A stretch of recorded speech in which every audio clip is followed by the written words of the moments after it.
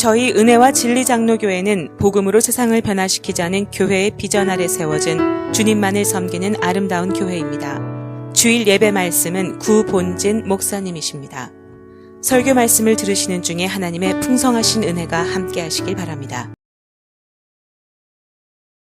지금 정말 시대적으로 우리가 혼탁한 시대를 만났습니다. 가장 첨단의 문명을 자랑하고 그런 기계들을 우리가 다 쓰면서 가장 좋은 시대를 만났다고 하는 또 그런 해석도 있지만은, 그런 모습도 있지만, 또 영적으로 생각하면 정말 혼란한 시대, 기준과 질서가 다 무너지는 시대, 권위가 도전받는 시대, 특별히 성경의 진리의 말씀이 정말 도전받는 시대, 그런 시대에 우리가 믿음을 가지고 삶을 살아가고 있습니다. 성경에서 경고하기를 마지막 때가 되면 어떤 시대가 온다고 말씀했느냐 하면, 마지막 때의 특징을 이렇게 말씀하고 있어요. 마지막 때에 고통하는 때가 이르게 될 것인데 그때에는 정말 영적인 혼란함이 극에 달할 것이다. 사람들은 진리를 좋아하지 않고 자기 사익을 스승을 많이 들고 진리에서 돌이켜 허탄한 이야기를 쫓아가게 될 것이다. 이게 마지막 때의 영적인 모습인 것입니다. 다른 말씀도 있어요. 마지막 때가 되어지면 사람들이 빨리 왕래하게 될 것이다. 문명지기들을 이용함으로써 사람들이 빨리 왕래하게 되는 그런 특징도 말씀하고 있죠. 오늘 디모데후서 3장과 4장에 걸쳐있는 말씀들을 보면 마지막 때에 영적으로 혼탁하고 기준이 붕괴되어져서 사람들이 자기 욕심을 따라 살아가는 그런 시대가 될 것이다. 이렇게 말씀을 하고 있습니다. 오늘날의 시대가 바로 그런 시대라고 생각합니다. 특별히 우리가 오늘날에는 말씀의 홍수의 시대예요. 말씀의 홍수의 시대. 그래가지고 우리 여러분들 집에 가보면은 그 TV를 이렇게 켜놓으면 한국에 있는 목사님들의 설교가 그냥 24시간 나오잖아요. 24시간. 인터넷을 보면 또 다 들을 수도 없는 그냥 수 없는 설교가 다 여기에 올라와 있죠. 우리 한국에 있는 목사님들, 미국에 있는 목사님들, 영어권 목사님들 말할 거 없이 정말 우리가 말씀을 찾고자 하는 그런 마음만 있다고 한다면 얼마든지 정말 세상에서 24시간 내내 그 하나님 말씀을 들을 수 있는 그런 시대가 되었습니다. 그런데 그것을 또 이렇게 우리가 생각할 수 있잖아요. 말씀의 홍수의 시대예요, 홍수. 그래서 여러분, 홍수가 나면 어떤 현상이 나타납니까? 온 천지에 물이 난리가 난 거죠. 물난리잖아요, 물난리. 물난리를 겪게 되어지면 제일 문제가 뭐예요?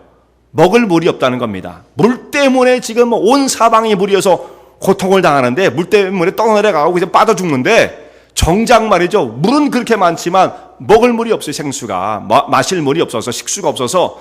그렇게 이재민들이 나오고 사람들이 이제 이게 물 속에서 고통을 당하면 제일 먼저 하는 게 뭡니까? 사람을 구원하기 위해서는 물을 갖다 줘야 돼요. 그래서 비행기에서 물을 떨어뜨려 주지 않습니까? 그러니까 홍수를 만나면 물이 없다. 이게 참 아이러니죠. 예. 그런 것처럼 오늘 시대가 바로 그렇게 비유가 될 수 있다고 생각합니다. 정말 하나님 말씀이 홍수로 이루고 있지만 정말 우리가 어떤 물을 통해서 우리 영적인 삶이 생명을 얻고 건강해질 수 있을 것인가, 그런 숙제가 남아있는 그런 시대에 우리가 삶을 살고 있습니다. 마지막 때가 되어지면 우리가 정말 속기가 쉬운데 오늘 성경에서 이런 경고의 말씀이 나와요. 마지막 때의 특징에 대해서 말씀하고 있는 이런 말씀들을 우리가 잘 귀담아 들을 필요가 있습니다. 이건 그냥 괜히 해놓은 위협하는 말씀이 아니라 그 상황의 특징들을 말씀해 주고 있는 거죠. 그 시대를 잘 파악할 것을 말씀해 주고 있어요. 마지막 때 고통하는 때 여러 가지 특징이 나오지만 오늘 말씀과 연관돼 아주 깊은 연관을 갖고 있는 말씀을 보면은 13절부터 읽은 말씀 중에 악한 사람들과 속이는 자들은 더욱 악하여져서 계속 악해지는 거죠. 또 정말 교묘해지는 것입니다. 그렇게 해서 서로 속이기도 하고 속기도 할 것이다. 이런 것이 점점 더 극하게 달하게 될 것이다. 이런 말씀을 경고하고 있습니다. 그런데 이 사람들이 어디에 있는 사람들이냐? 세상 속에 속해 있는 사람들이라면 세상에만 있고 우리와 접촉하지 않는다면 별로 이게 영향을 주고받지 않으니까 문제가 없지 않겠습니까? 그런 것을 말씀하는 게 아니에요. 허탄한 데에 사람들이 진리에서 귀를 돌이켜 허탄한 데로 귀를 돌이키는 이 모든 일들이 다 교회에서 일어나는 것을 경고하고 있는 말씀이란 말씀이에요. 그러니까 이것도 지금 우리의 영적인 삶을 혼미한 가운데 빠뜨려 놓고자 속이는 이런 일들이 사실 잘못하면 우리 주변에서 벌어질 수 있다는 것을 경고하고 있는 것입니다. 그것을 잘 분별할 것을 말씀하고 있는 것이죠. 그러니까 이런 사람들이 하나님의 교회 안에 같이 섞여 있을 수 있는 거예요. 얼마든지. 전 우주적 교회 안에 이런 교회들이 얼마든지 많을 수 있다는 것을 경고하고 있는 것입니다. 교회적으로 보면 그렇잖아요. 교회적으로 보면 정말 이런 교회들이 얼마나 많이 있을 것인가 우리가 생각해야 된다, 이런 말씀이죠. 근데 이런 사람들은 자기 길만 고집하고 자기 길만 가는 사람이 아니에요. 다른 사람들을 그 가운데를 끌어들이고자 하는 것입니다. 왜냐하면은 자기만 고립되기를 원치 않습니다. 사람이 너무 독특한 모습을 다 가지고 있으면 그 사람이 유독 딱 보이잖아요. 아, 저 문제가 있는 것 같다, 이렇게 보이지 않습니까? 그러니까 자기와 유사한 사람들을 많이 만들어서 이 자기의 어떤 그 세력을 주류로 만들어버리면 자기의 모습이 이상하게 보이지 않고 오히려 정상적으로 보이지 않겠어요? 그렇게 만들기 위해 다른 사람들을 자기 세력 가운데로 끌어들이는 거죠. 마치 이와 같습니다. 두 눈을 가진 정상적인 사람이 한 눈만 가진 사람의 동네 그런 나라에 가면 두 눈 가진 사람이 비정상이잖아요. 그런 것처럼 이런 사람들이 더욱더 세력을 많이 만들고 자기를 따르는 사람들을 많이 만들어서 오히려 자기가 정상적인 것처럼 보이게 하고자 하는 이런 의도가 있다, 이런 말씀이죠. 그러니까 자기 길만 외롭게 가는 게 아니라 다른 사람들에게 영적인 영향력을 끼치고자 애를 씁니다. 뭔가 미끼를 만들어 놓고 함정을 만들어 놓고 사람들을 유인해서 그 가운데 빠뜨리고자 한다, 이런 말씀이에요. 그러므로 우리가 조심해야 한다는 말씀이죠. 악한 사람들과 속이는 사람들, 이 사람들은 이제 거짓말을 잘하는 사람들, 거짓말 서로 속이고 또 속습니다. 정말 얼굴색 하나 안 변하고 아주 그냥 태연하게 이런 말 잘하는 사람이 있잖아요. 진실을 말할 때보다 더 떳떳하게 이렇게 딱 말하는 사람이 있지 않습니까? 근데 이 거짓이 사람의 마음속에 들어오면 무엇이 문제냐면 거짓말 그 자체가 뭐 따질 것도 없어요. 그냥 거짓말 나쁜 거다, 그건 틀린 거다, 물론 당연한 거죠. 그냥 그 한 가지로서 이것은 잘못된 것으로 취급할 수가 있습니다만 거짓의 또 문제점이 뭐냐면 이것을 품게 되어지면 사람은 변하지 않는다는 게 문제예요. 이런 사람은 안 변하는 거예요. 모든 것을 거짓으로 순간순간마다 위기를 넘겨버리기 때문에 정말 진실이 드러나고 자기의 속사람의 모습이 드러나야 진리 가운데 부딪힘을 통해서 사람이 변할 터인데 그런 것들을 외면하고 마는 것입니다. 다 거짓을 일관하고 마는 거죠. 그럴듯하게 포장하지만 진실이 담겨 있지 않으니까 이런 사람은 변하지 않는 거예요. 그래서 한번 이런 일에 빠진 사람은 이제 계속해서 거짓을 일삼으면서 살아갈 수밖에 없습니다. 한 번 이야기가 나온 것을 또 합리화시켜 또 거짓말을 하고 또 거짓말을 하고 이렇게 하게 되어지면 거짓말 그 자체도 나쁘지만 거짓을 쉽게 말하는 사람은 다른 것도 얼마든지 쉽게 합니다. 거짓말이 쉬운데 다른 건 뭐가 어렵겠어요? 얼마든지 다른 것도 어떤 범죄 가운데서 쉽게 빠질 수가 있다, 이런 말씀이죠. 그래서 사도 바울은 이 악행과 거짓을 하나로 보았어요. 악행이 나쁘고 거짓은 좀 덜 나쁘다, 그게 아니에요. 하나로 똑같은 것으로 취급을 합니다. 이들은 더욱 악하여지고 다른 사람들을 속이고 또 자기도 속고 서로 물고 물리는 이런 일들이 계속 진행될 것이다, 이런 말씀을 하고 있는 것입니다. 근데 이제 우리 주변에 이런 사람들이 많이 있게 되어지면 뭐 우리 주변에 누가 그럴까, 그런 건 아니에요. 이것을 경계하자, 이런 말씀이지 뭐 또 그런 눈으로 볼 필요는 없는 거죠. 근데 이런 사람들이 영향을 받게 되어지면 정말 건전한 신앙의 길을 걸어가고자 하는 사람도 영적인 영향을 받게 되고 물들 수가 있다, 이 말이에요. 사람은 환경 가운데 영향을 받게끔 되어 있습니다. 그 환경 속에 들어가면 자기도 모르게 그렇게 서서히 변하게 되어지죠. 우리 결혼을 하신 분들은 결혼을 해서 성격이 많이 달라도 오래 살다 보면 서로 닮아가게끔 되어 있어요. 안 닮으면 그것도 곤란하죠. 그럼 괴로운 거예요. 가다 보면 이제 점점 닮아지니까 서로 같은 좋은 것만 닮으면 좋을 터인데 하여튼 영향을 서로 주고받는다, 이런 말씀이에요. 이 거짓된 것도 문을 열어놓으면 거룩한 성도의 믿음의 길을 가야 할 사람들도 이것이 자꾸 영향을 받아가지고 믿음의 길에서 뒤처지게 된다, 이런 말씀이죠. 그래서 오늘 사도 바울이 디모데에 편지를 하면서 권면하기를 너는 오직 진리의 말씀 위에 확신한 것 가운데 든든히 서라, 이렇게 권면을 하고 있습니다.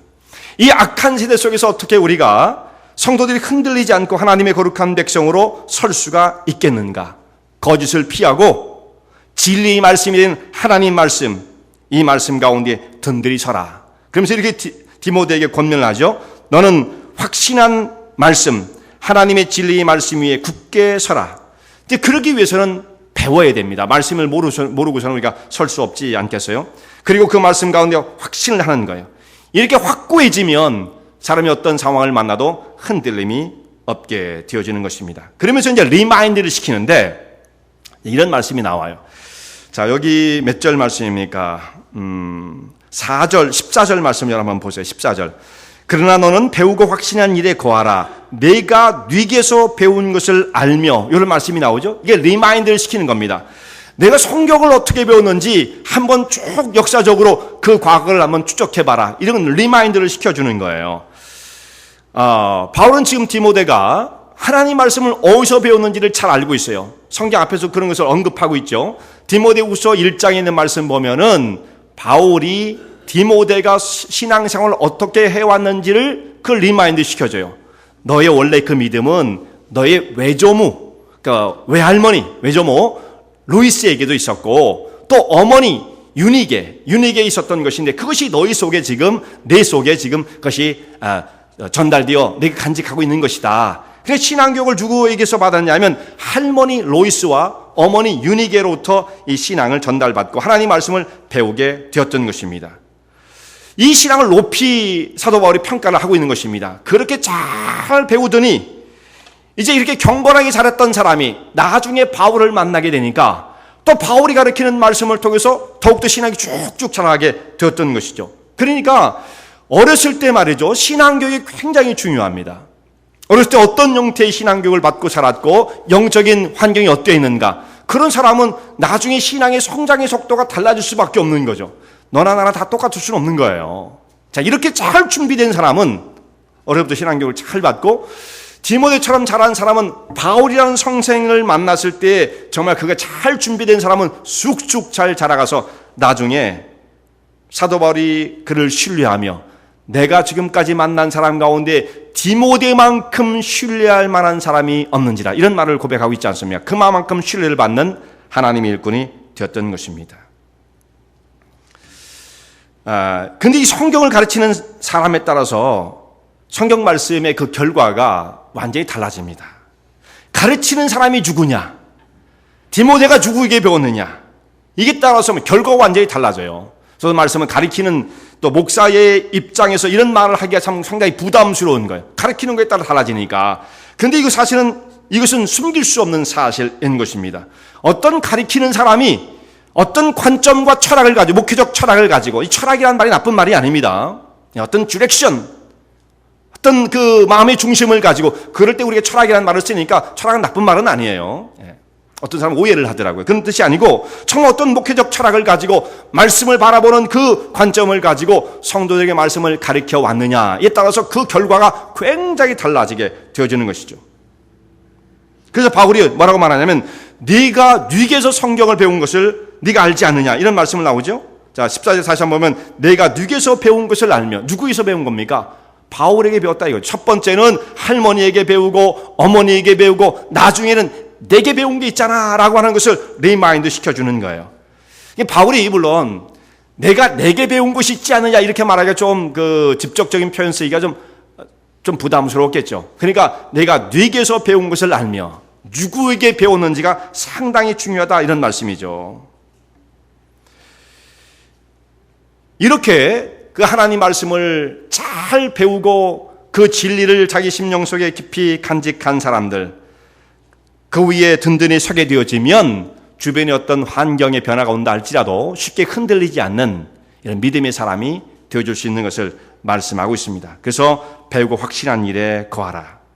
참 근데 배우고 난 다음에 그 진리 위에 든든히 또한 서는 것이 중요해요. 이걸 권면하는 거죠. 배웠다고 해서 다 끝나는 건 아니에요. 내가 그것을 단단히 붙잡고 그 위에 네가 서야 한다라는 것을 말씀하고 있어요. 참 이 혼란스러운 시대에 여기저기에서 우리의 사방에서 우리 신앙을 흔들고자 하는 여러 가지 도전이 있는 이 시대에 어떤 이야기를 들으면 막 이렇게 정말 솔깃하고 무슨 이야기를 들으면 저쪽으로 솔깃한 이런 경우들이 있잖아요.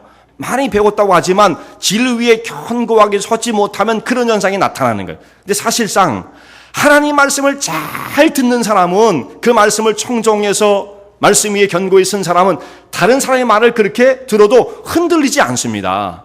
아, 그건 아니다. 이 기준에 보면 그건 틀려. 이 분별력이 생기니까 그런 문제가 없거든요.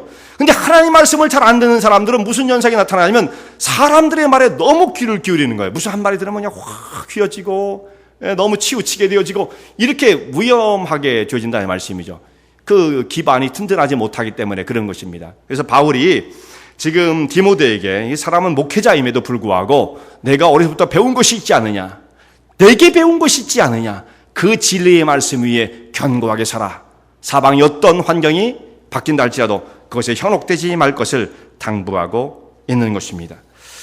그러면서 이제 성경에 대해서 말씀하는 거예요. 정말 이제 성경을 잘 배워서 그 말씀을 진리로 삼아 그 진리 위에 서게 되어지는 것인데, 그래서 오늘 성경에서 말씀을 하고 있습니다. 성경은 너로 하여금, 곧 디모데로 하여금, 오늘날의 우리에게서는 우리로 하여금 하나님의 구원에 이르는 지혜가 있게 한다라고 말씀을 하고 있어요. 성경을 통해서 구원 얻는 길을 배우게 되어지는 것입니다.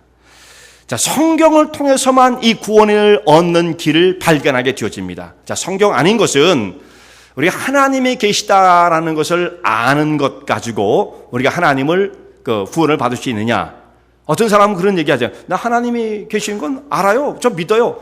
여러분 그런다고 해서 그 사람이 구원 받습니까? 그건 구원 받지 못합니다. 그거 가지고는. 왜냐하면 천지 모든 만물을 보면은 이 정상적인 사고를 하는 사람이라고 한다면, 이 생각이 그래도 정상적인 사람이라고 한다면 천지 만물을 바라볼 때 하나님이 계시다라는 것은 안다 이거예요. 심지어는 말이죠, 마귀들도 아는 겁니다. 그래서 믿고 떤다고 그러지 않았습니까? 마귀들도 믿고 떠는, 그렇지만 구원은 없는 거죠. 그러니까 하나님이 계시다는 것은 천지 모든 만물 가운데 깃들여 있는 하나님의 영원한 영광과 신성이 하나님이 지으신 모든 만물 가운데 깃들여 보여 알게 되나니, 그러니까 누구도 하나님이 계시는지 안 계시는지를 내가 알지 못했어요 라고 말할 수 있는 핑계치 못할 것이다. 로마서 1장에 그런 말씀이 나오잖아요. 그건 어떻게 해서 하나님을 아는 거냐면 자연의 질서, 온 우주의 조화, 이것을 볼 때 이것이 저절로 되어진다고 생각하는 것은 정상적인 사고를 가진 사람이 아니죠. 그것을 바라볼 때에 정말 이 모든 만물을 지배하고 다스리는 초월적인 어떤 전능자가 계시다는 것을 사람으로 하여금 깨닫게 해주는 겁니다. 그래서 이제 경외심을 갖게 해주는 거예요. 그걸 모르는 사람은, 하나님을 어떻게 섬길지 모르는 사람들은 자연을 보고 가서 막 절을 하고 이렇게 되는 거 아니겠습니까? 그걸 보니까 두려우니까 그런 마음이 생겨난다 이 말씀이에요. 그러니까 천지 만물을 바라보면 하나님이 계시다라는 것, 절대가 계시다라는 것은 알게 되어집니다만, 문제는 뭐냐면 그것만 가지고는 우리가 구원에 이를 수가 없다는 말씀입니다. 그건 어떻게 해서 우리가 구원을 얻게 됩니까? 오늘 이 말씀을 통해서 말씀해 주기를 성경은 너로 하여금 구원에 이르는 지혜를 얻게 해준다, 이렇게 말씀해 주고 있는 거죠. 성경을 통해서만 하나님의 뜻이 무엇인지, 구원의 길이 무엇인지 이것을 발견하게 되어지고 깨닫게 되어지는 것입니다. 근데 오늘 중요하게 이 말씀을 그냥 말하지 않았어요. 자, 성경을 통해서 우리가 구원 얻는 지혜를 얻게 된다, 이렇게 말씀하지 않고 말씀을 좀 자세히 보면 어떻게 되어 있습니까? 15절, 자, 한번 제가 볼게요. 내가 어려서부터 성경을 알았나니 성경은 능히 너로 하여금 그리스도 예수 안에 있는 믿음으로 말미암아 구원에 이르는 지혜가 있게 하느니라. 좀 길죠. 성경이 너로 하여금 구원에 이르는 지혜를 얻게 해주는데 그냥 그렇게 나온 것이 아니고 그 앞에 단서, 조건이 붙어 있습니다. 뭐라고 되어 있어요? 그리스도 예수 안에 있는 믿음으로, 이렇게 되어 있단 말이에요. 이게 굉장히 중요한 말씀이에요. 왜냐하면 이제 이것을 우리는 늘 이제 평상시에 읽고 그냥 지나가니까 이 뜻이 이렇게 왜 중요한지에 대해서 뭐 너무 평범하게 생각할 수가 있지만 이 평범한 말씀이 아닙니다. 왜냐하면 사도 바울이 이 편지를 쓰고 이 편지를 받고 있는 사람들이 이 편지를 읽고 있을 때에 성경은 했을 때 그 성경이 무슨 성경입니까? 그때 당시는 구약 성경이에요. 구약 성경. 신약 성경이 있기 전이란 말이죠. 신약 성경이 그때 막 기록될 당시입니다. 이것이 상당히 후대로 간 다음에 성경으로 모아지게 되는 과정을 거치게 되죠. 이것은 시간이 걸려요. 아직 멀었어요. 사도 바울이 있을 때 그 당시의 성도들은 성경, 그럼 무조건 구약 성경만 읽게 되어, 그것을 이제 연상하게 되어지는 겁니다. 신약은 이게 성경으로 모아질 것인지 아닌지 그것조차 아직 가늠하기 어려운 때였다, 이런 말씀이죠. 그런데 구약 성경을 읽으면서 성경은 우리와 하여금 구원에 이르는 지혜를 얻게 해준다. 이렇게 말씀을 하면 구약 성경을 잘 읽으면 거기에 있는 말씀대로 우리가 순종에 따라 살고 열심히 율법을 지키고 성실하게 살고 착하게 살고 그러면 우리가 구원에 이르는 거냐 이렇게 오해할 수가 있다 이 말씀이죠. 근데 구약은 뭐를 가르쳐 주냐면 구약은 믿음으로 말미암아 그리스도 예수 안에 있는 믿음으로 말미암아 구원에 이르는 지혜가 있게 하느니라 이렇게 말씀을 하고 있어요. 근데 이게 얼마나 놀라운 거냐면 여러분 구약성을 읽어보면 거기에 예수 그리스도라는 말이 나오겠어요? 안 나오겠어요? 안 나옵니다. 거기는 예수 그리스도에 붙어가지고 정확하게 말을 해서 예수 그리스도를 믿으면 구원받는다라는 말이 구약성에는 없어요. 없다고요. 그런데 구약을 읽고 나면 결론적으로 이 결론에 도달해야 하는 것입니다. 구약에 말씀하고자 하는 것은 뭐냐면 하나님께서 이렇게 사람을 구원하시고자 하는 계획은 예수 그리스도로 말미암아 그를 믿고 의지하는 가운데 구원에 이르게 하는 것이다 라고 말씀하신 바가 구약의 성경이다 이 말씀이죠. 그냥 구약 성경 읽고 오해를 하면 야 율법을 지키면 구원받는가 봐. 안식일을 잘 지키고 하나님 앞에 가서 제사를 드리고 그러면 구원받는가. 이게 오해를 하는 거죠. 그럼 구약을 잘못 읽은 거예요. 예수 그리스도를 통해서 믿음으로 구원받는다는 말씀이 있진 않지만 그게 한 줄로 적혀 있진 않아요. 그렇지만 그 메시지를 통해서 그 결론에 도달해야 그 사람이 구약 성경을 바르게 읽은 것이다 라는 말씀이죠. 그러니까 이건 구약을 아주 축약을 하고 압축을 해가지고 아주 그 속에 있는 핵심만 뽑아낸 거예요. 구약이 뭘 말해주고자 하는 줄 아느냐? 예수 그리스도로 말미암아 구원을 얻는 지혜를 얻게 해주고 믿음으로 구원받는 것이다 라고 하는 말씀을 담고 있다. 사도 바울이 지금 그것을 정리하고 있는 것입니다. 이게 놀라운 책이죠. 놀라운 책이에요. 자, 성경이 어떤 책이냐? 자, 성경은 오늘 여기 있는 말씀 보면은 성경은 하나님의 감동으로 되어진 것이다. 그랬죠? 16절. 모든 성경은 하나님의 감동으로 되어진 것이다. 이 하나님의 감동. 이게 무슨 뜻이냐면 하나님이 숨을 불어넣으셨다는 뜻이에요. 하나님의 숨. 여러 가지로 표현할 수가 있어요. 바람으로도 표현하고 이게 감동이라는 뜻이에요. 그 다음에 하나님의 숨. 우리가 숨 쉬잖아요. breath. 숨 쉬잖아요. 그렇게 숨을 하나님의 숨으로 이루어진 말씀이다. 이렇게 표현을 하는 것인데 근데 성경을 말이죠. 분명히 사람이 썼습니다. 사람이 썼어요. 근데 왜 이것을 우리가 하나님 말씀으로 보고 있느냐? 사람이 쓴 것은 틀림없습니다. 이게 하늘에서 뚝 떨어진 책이 결코 아니에요. 성경이 사람이 썼어요. 그럼에도 불구하고 이것이 하나님의 말씀이 되어지는 것은 사람들이 자기의 생각을 가지고 자기의 사상을 책으로 옮겨놓은 것이 아니라 하나님의 감동에 의해서 그 글을 기록하게 되었고 하나님의 뜻을 이 책 가운데에 하나님의 감동 속에 기록되어졌기 때문에 하나님의 책, 하나님의 말씀이 되어지는 것입니다. 그래서 성경은 하나님의 특별한 계시가 담겨 있는 것입니다. 성경을 기록한 사람들이 얼마나 많습니까? 신약 시대, 구약부터 신약까지 다 치면 한 40여 명쯤 된다고 그래요. 다 따져보면. 그렇게 많은 사람이 썼어요.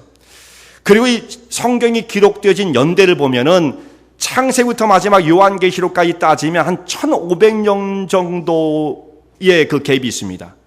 이 성경책이 이게 다 완성되기 위해서 66권이 완성되기 위해서는 첫 번째 책과 마지막 책의 시간적 갭이 한 1000년이 넘단 말이에요. 1500년이 된단 말이에요.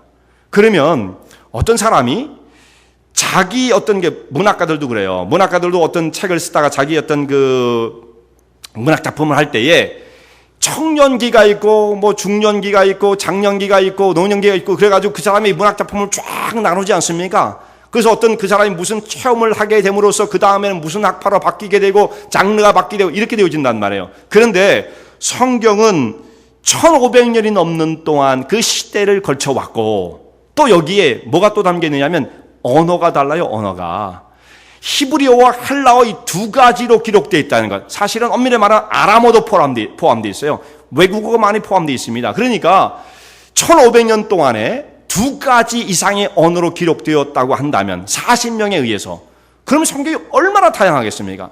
물론 다양합니다. 이 안에 보면 장르가 다 다르잖아요. 율법이 나오고 시가 나오고 예언이 나오고 역사가 나오고 굉장히 표현한 방법들이 굉장히 다릅니다. 그런데 어떻게 해서 이 성경이 하나님 말씀이 될 수 있느냐 하면 이런 것들이 하나님 말씀이 되어진다는 것을 증거해줘요. 도리어 1500년에 걸쳐서 역사적 배경이 다른 사람들이 다양한 사람들이 모였었다고 한다면 그 내용이 각기 달라야 되는데 이 말씀은 일관된 주제를 가지고 쫙 흘러간다는 말씀이죠.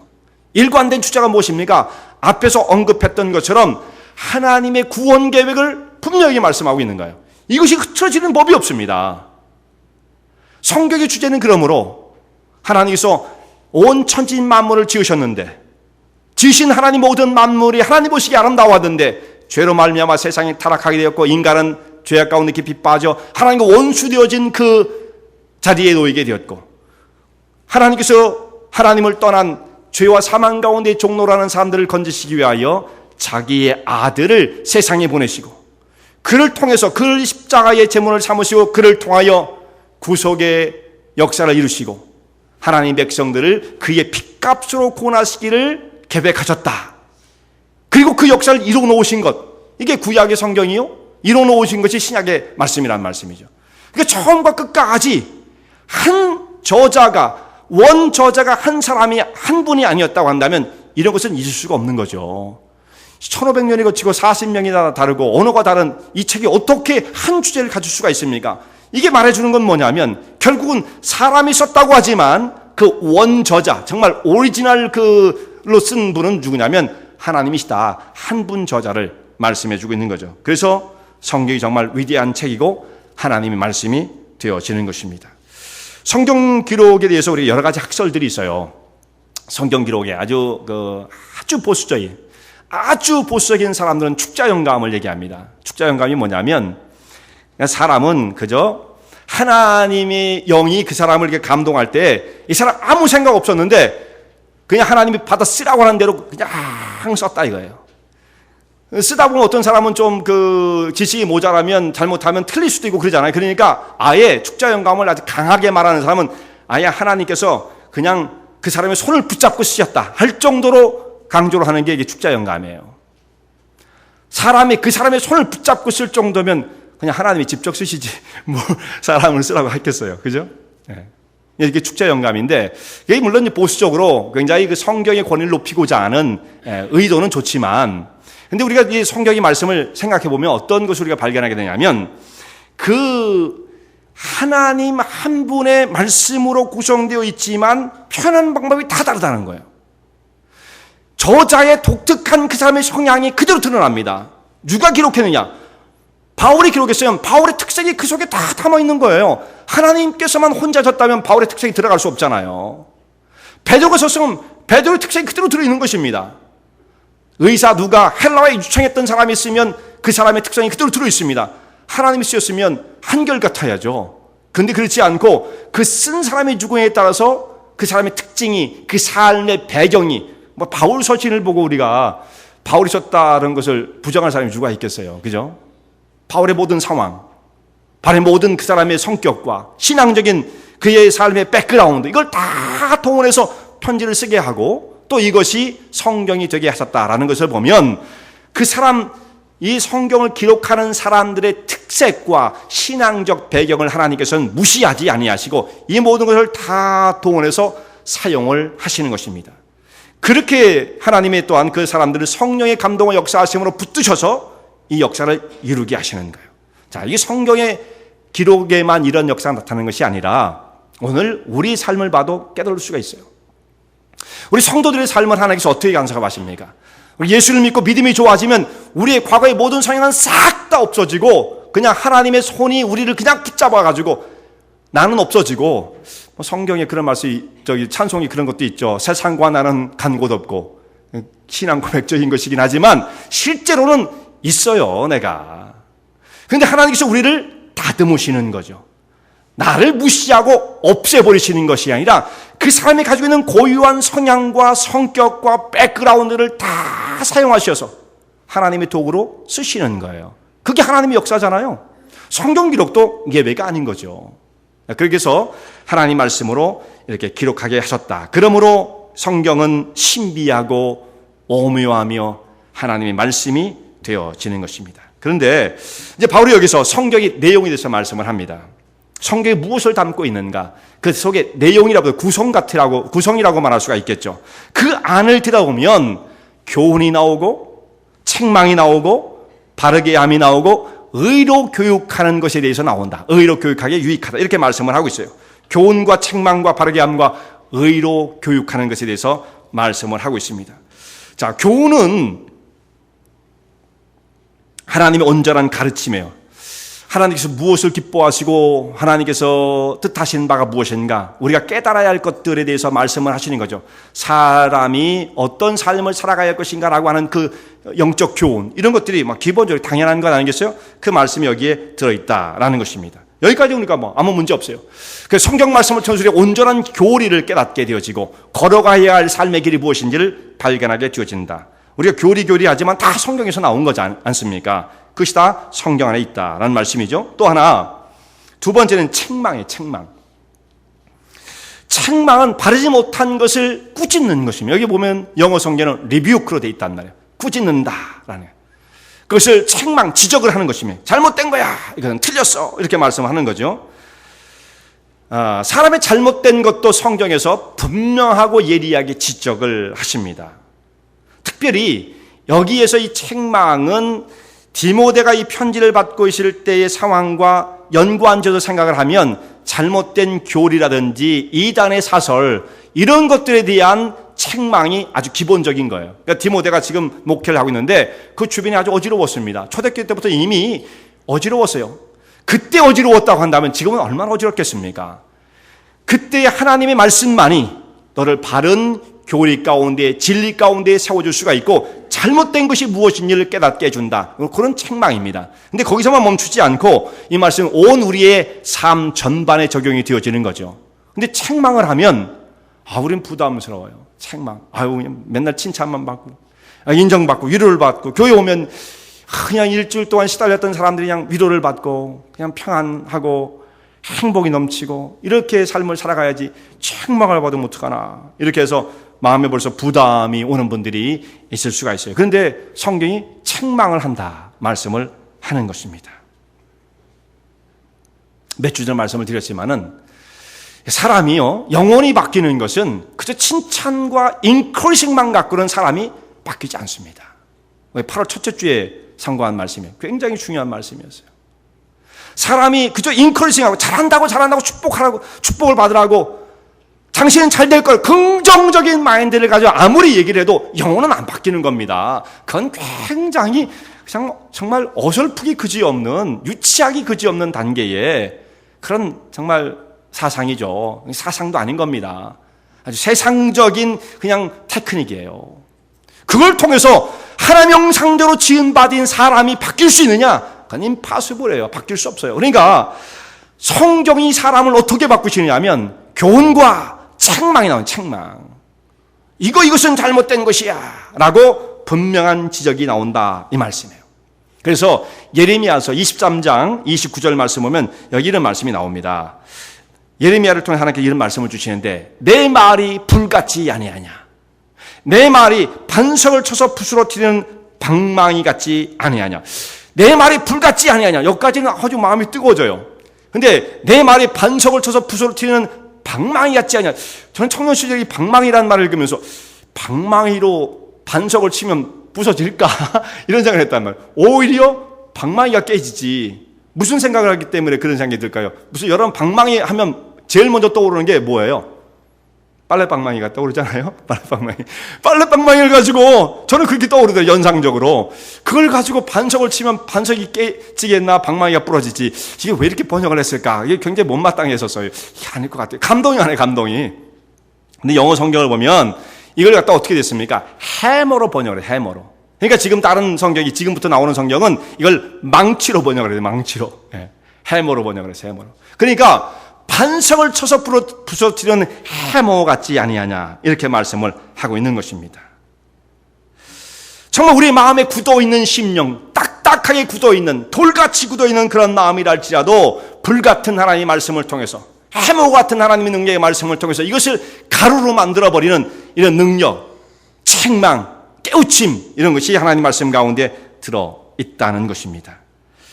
이 말씀은 우리가 성경적으로 어디서 우리가 이런 증거들을 또 그런 경험들을 찾을 수가 있느냐면 베드로가 설교하는 것을 봤을 때 베드로가 오순절 날에 성령의 충만을 받고 오순절에 예루살렘 거리에 사람들을 만납니다. 막 사람들이 방언을 하고 막 그렇게 됐잖아요.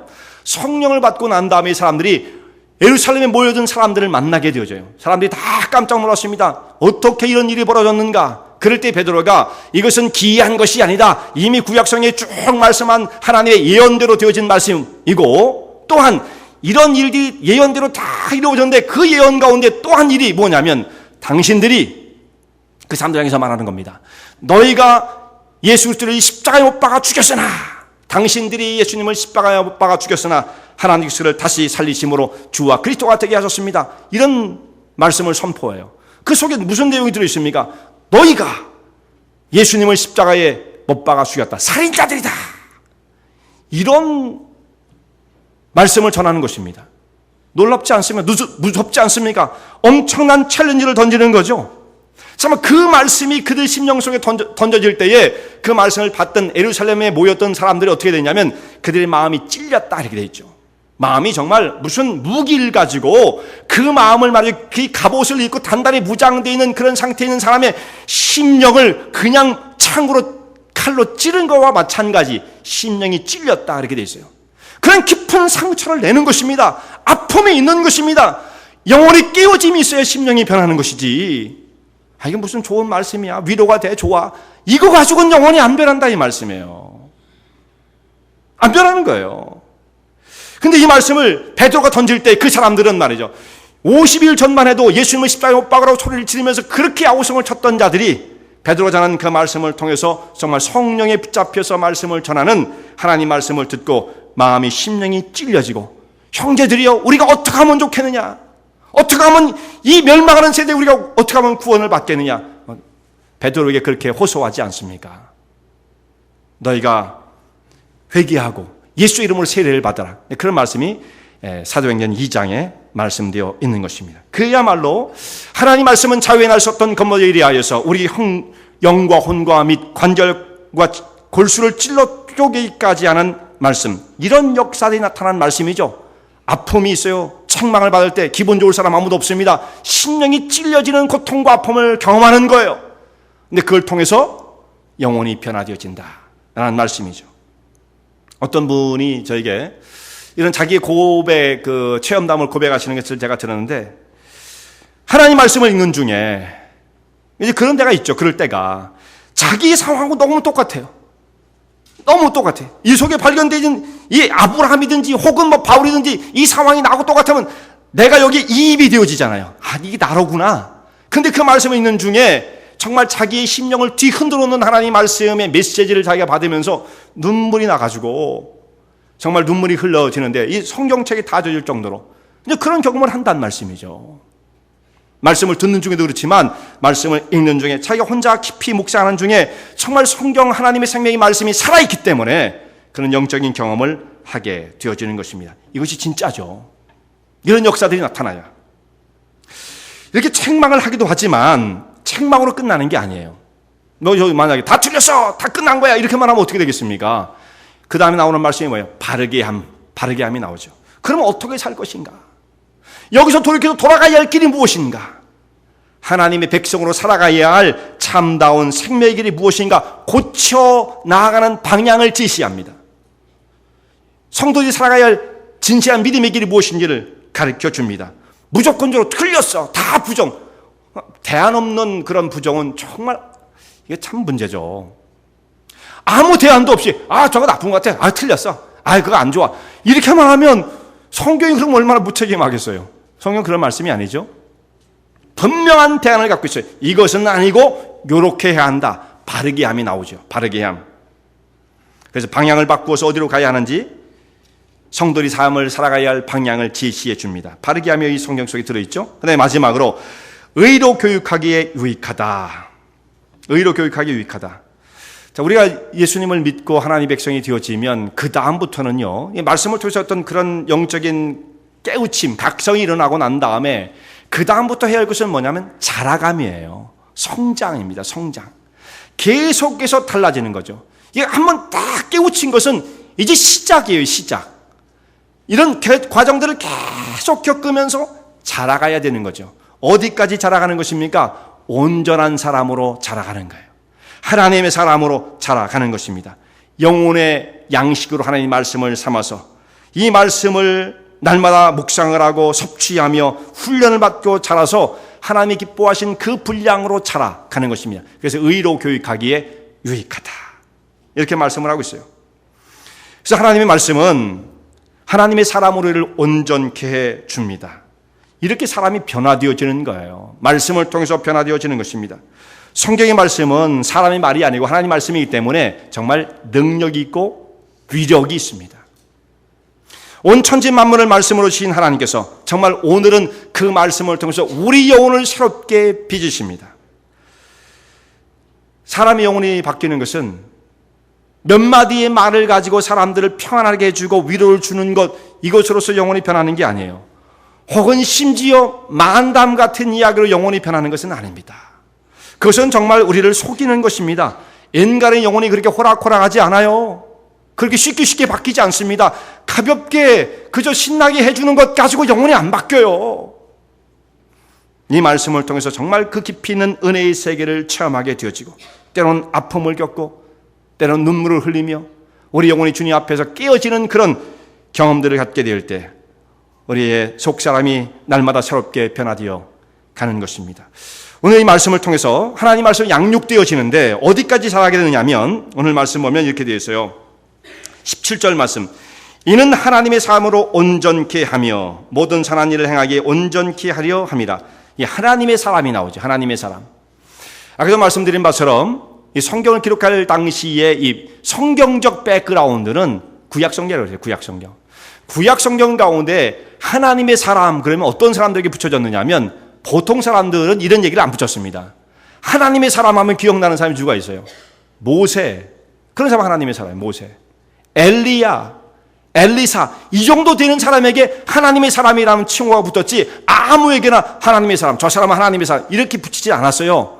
엘리야, 모세, 엘리사 이런 사람들에게만 하나님의 사람이라 이런 호칭을 붙여서 부르게 되었던 것입니다. 그런데 여기에 오니까 사도 바울이 디모데에게 권면의 말씀을 주면서 하나님 말씀을 통해서 이 말씀을 받고 섭취하여 자라가는 그 사람들은 하나님의 사람으로 온전케 하려 함이라. 하나님의 사람으로 세워져 간다는 말씀입니다. 하나님께서 성도들을 그렇게 부르시는 거죠. 기대하시는 바가 그거란 말씀이에요. 그렇게 온전한 사람으로, 장성한 분량으로 하나님의 거룩한 사역을 담당하는 그런 능력 있는 사람들로 성장해 가기를 원하신다는 말씀입니다. 그래서 성도를 하나님의 사람으로 부르는 거예요. 우리가 하나님의 사람이 하나님의 사람. 하나님의 말씀은 능력이 있기 때문에 듣는 자들의 마음을 움직입니다. 변화되도록 만들어 가십니다. 하나님 말씀에 우리 심령이 집중되어 있고 그 말씀을 귀를 기울여 듣게 되어지면 말씀 우리 심령 속에 들어와서 내 영혼을 새롭게 하고 온전케 하며 변화시키십니다. 디모데는 하나님의 말씀을 가정에서부터 자랄 때부터 그 말씀을 잘 교육을 받았어요. 그래서 유년 시절에, 어린 시절에 말씀을 통해서 양육을 받는다는 것은 대단히 중요한 문제예요. 우리 유년주일학교, 유스그룹 이 학생들을 정말 말씀을 잘 가르친다는 거 굉장히 중요한 거죠. 부모님들이 신앙기 열심을 가졌던 그 아이들을 잘 가르칠 수가 있어요. 어렸을 때 어떤 신앙교육을 받고 자라는가 굉장히 중요하죠. 그리고 난 다음에 디모데는 바울에게 또한 교육 훈련을 받았습니다. 어려서부터 탄탄하게 다져진 그 영적인 기반 위에 바울의 또한 가르침을 통해서 하나님 말씀을 더 풍성히 받고 디모데는 정말 초대교회 귀중하게 쓰여지는 믿음의 일꾼이 되었습니다. 그리고 나서는 주변의 상황이 그렇게 어지럽고 혼돈된 가운데서도 그 말씀 위에 서게 되어지면 흔들림이 없는 것입니다. 지금 이 혼란의 시대에 모든 기준이 부정되어지고 특별히 말씀의 진리가 도전받는 시대에 우리가 삶을 살고 있습니다. 그러니까 잘못하면 영적으로 우리가 굉장히 혼란 가운데 빠질 수가 있어요. 다른 교회는 뭐 다 저렇게 그냥 하는 것 같은데, 이렇게 하면서 자꾸 우리가 혼란하게 되어진다 이 말씀이죠. 이럴 때일수록 정말 하나님의 진리의 말씀 가운데 베이직으로 진리의 말씀으로 우리가 돌아와야만 하겠습니다. 그 말씀을 귀중하게 여기고 잘 배우고 또 확신하며 그 말씀에 흔들림이 없이 서서 내 영혼을 든든히 지킬 뿐만 아니라 다른 사람의 영혼을 이렇게 세우는 사역을 감당하시는 주의 종들 되시기 바랍니다.